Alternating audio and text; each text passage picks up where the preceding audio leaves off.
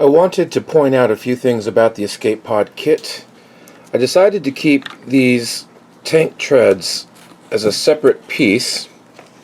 You can see them over here. They're cast as flat treads, very thin, and you just put a heat gun to them, bend them.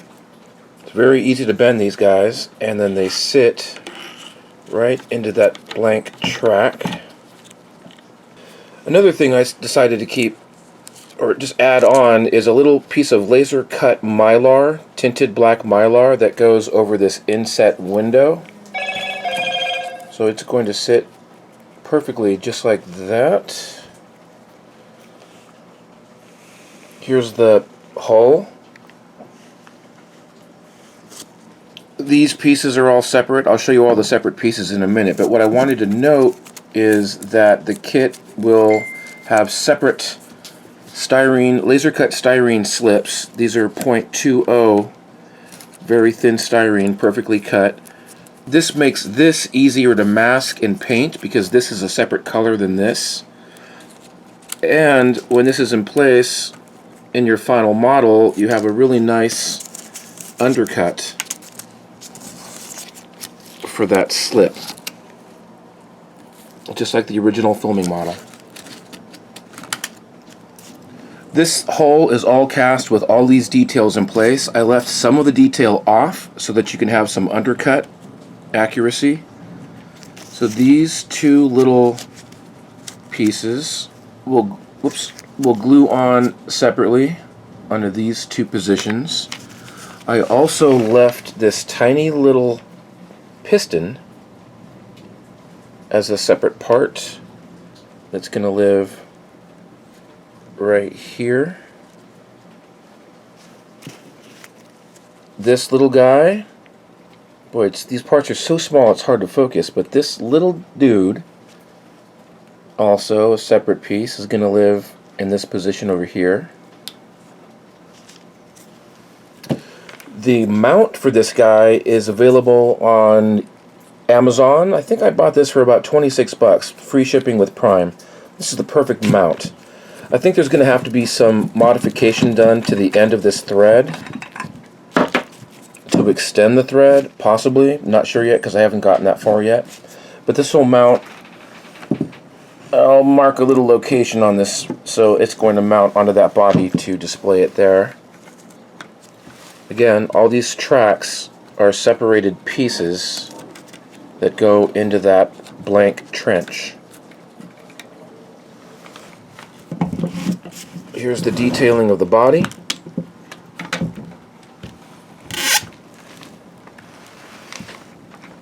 Here is a look at the individual cast parts.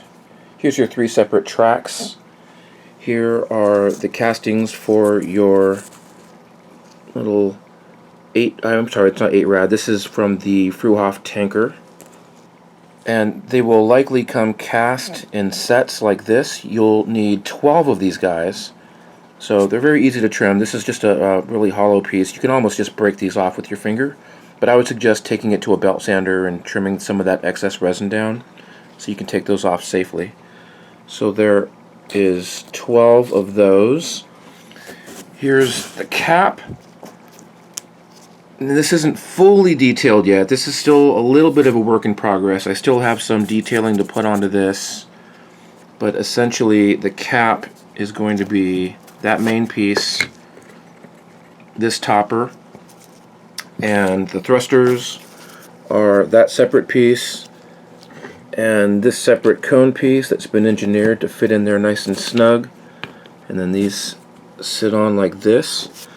The kit also will come with a piece of laser cut styrene, very thin, 020, and that's going to rest into position on the side. Here are those pit castings I was talking about. You've got the circles and you've got 3 of these pieces. You have tiny little pieces here that go on various areas of the model. And this is still a work in progress. I still need to plate this and start attaching these pieces for good, but I've done a mock-up over here. Here's your engine cones, your engine assemblies. And I'm going to show you how easily these go on here. I added pins onto these parts, and you'll see corresponding pins here. And very easily, those just pop right into place. Corresponding holes for the two pins. Took a lot of engineering to make this all fit nice and tight. And there you go.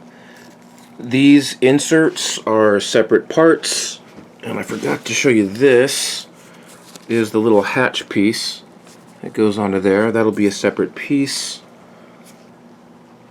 Your 8 rad pistons will be replacing the 3D printed pistons I have just as placeholders there. And that is a general overview of what this kit is going to look like. These Vacuform slips that go over those 3 ports on the hull are detailed with these tiny these tiny cast resin chips. And they go somewhat like this. So there's a lot of extra small little parts. This is not a kit for a beginner.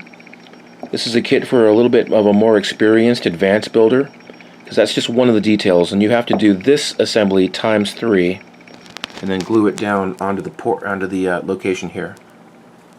Here are the base coat colors I'll be using. There are paints that are available overseas that are a little difficult to buy and you're paying postage. These are Tamiya paints. They're available just at most hobby stores. Your main color is XF55. It's called Deck Tan.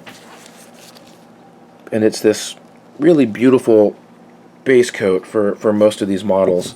And it's a little dark, so you want to mix that down with a little white.